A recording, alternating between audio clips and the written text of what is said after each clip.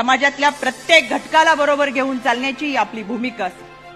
सर्वसमावेशक मंत्रिमंडळ असे हे सगळं करत असताना दादा आपण अहोरात्र काम केलं. समाजाच्या प्रती असलेली आपली बांधिलकी जोपासत असताना प्रत्येक घटकाला न्याय देण्याची जबाबदारी आपण पार पडली.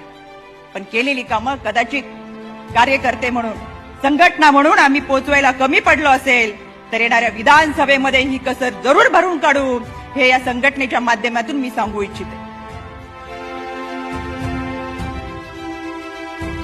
आपल्या इथं पुण्यामध्ये सीपीचं ऑफिस, कमिशनर ऑफिस एक चांगल्या पद्धतीनं बांधायचं बरेच दिवस माझ्या डोक्यामध्ये होतं.